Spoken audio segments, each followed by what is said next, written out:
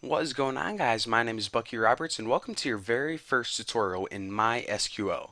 Now, in order to understand what exactly MySQL is, we first need to take a look at what a database is.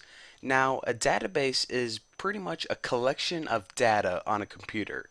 Now, it isn't just a whole bunch of data packed into a file or randomly jammed onto your computer. It's organized in a very specific fashion. It's actually made up of something called tables. Now, each table is going to store similar information. Sounds pretty confusing? Well, let's go ahead and take a look at a quick example. Say you are making the website YouTube. Now, YouTube stores a bunch of information like usernames, passwords, links to videos, people's comments, favorites. They don't just want to store all of this information in random files. So what they decided to do is better organize this in tables. So instead of just taking all the information they need and throwing it randomly onto a file, they broke it up into a users table, videos table, and comments table. So as we can see, we can use tables to organize similar information. So now all of the users would go in this table, all of the videos in another table, all of the comments in a separate table, and now that you are separating specific in similar information, it just helps you organize your databases better. So now that isn't only the only way that we break up to organize data. We actually break up these tables in a very specific way as well. So let's go ahead and take a look at those.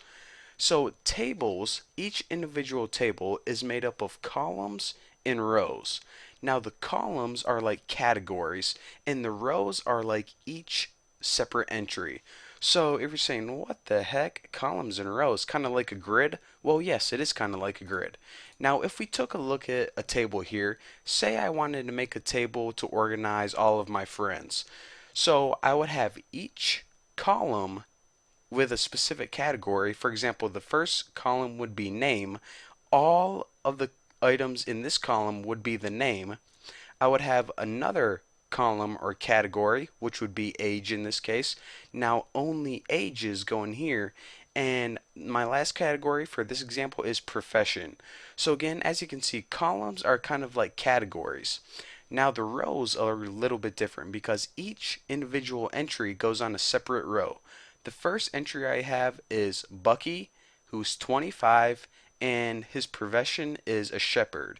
Now, on the second one, like I said, each row is like an individual entry. So for Lisa's entry, it would be name, Lisa, age, 68, profession, magician. So as you can see, once we have each column with a separate category and each row is a separate entry, it could really help you identify and organize a bunch of data very specifically. Because then if you're saying, okay, how old is Ashley? Well, you know to go in the age category and you know to scroll down to Ashley, and where the two meet, that's the answer you're looking for. So instead of just scrolling through random data, breaking databases up into tables and then furthermore into columns and rows could really help organize your data in a very productive manner. So as we can see, say we wanted to make a huge database that was going to store all of the people in the United States. Well, whenever we were making a database, say we organize it like this, we would say, okay, database, look for a person named Bucky. And it would say, okay, I didn't find one. There are actually 6,000 people in the United States named Bucky. So you say, okay, what about a person named Ashley who is unemployed? And it says, okay, and think about this for a second. How many people named Ashley are unemployed in the United States right now? Probably 5,000, I'm guessing. Well, this isn't a really effective way to make a table because you can have a lot of duplicate entries. Even you can even have Ashley that's 21 and unemployed. There are probably a couple hundred of those. So instead of just making a table like this, what you need to use is a primary key. Now remember this, whenever you make a table in a database, you need to have a primary key, and that is a column that's guaranteed to be 100% unique. So basically, no entries or no rows can have the same primary key. So let's go ahead and take a look at this table with primary keys. So whenever you're making a website, aside from letting the user have a username, which may be the primary key, it's always good to assign them an ID number, or our primary keys in America are our social security number. No one else has our same social security number. So basically, whenever I'm saying, okay, find all the Buckies. Well, it may return 600, but if we say, okay, return the person with a primary key of 1, it's only going to return one result. And you can say to your database, okay, find all the Ashleys who are 21 and unemployed. Well, that may give you 500 results, but we only are looking for this Ashley.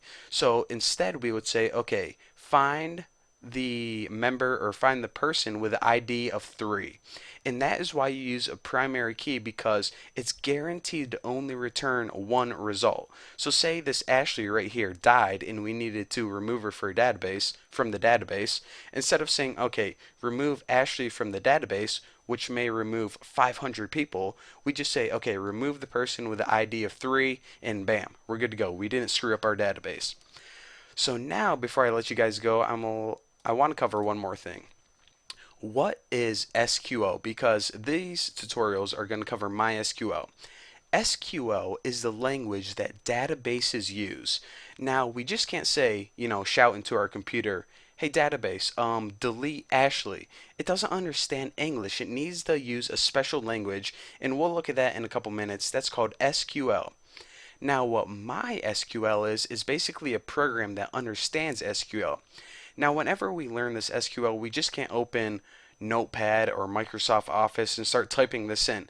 It's not going to know what the heck this crap is. So instead, MySQL is the program that understands SQL. And also, there is other software aside from MySQL that can understand this language, but MySQL is the best. It's free, it's fast, and did I mention it's free? Oh yeah, it is. So anyways, there you go. There is your quick background on databases, tables, and SQL. So yes, thank you guys for watching. I'm going to be making a bunch of tutorials, so don't forget to check out the next tutorial. Don't forget to subscribe, and I will see you guys in the next video.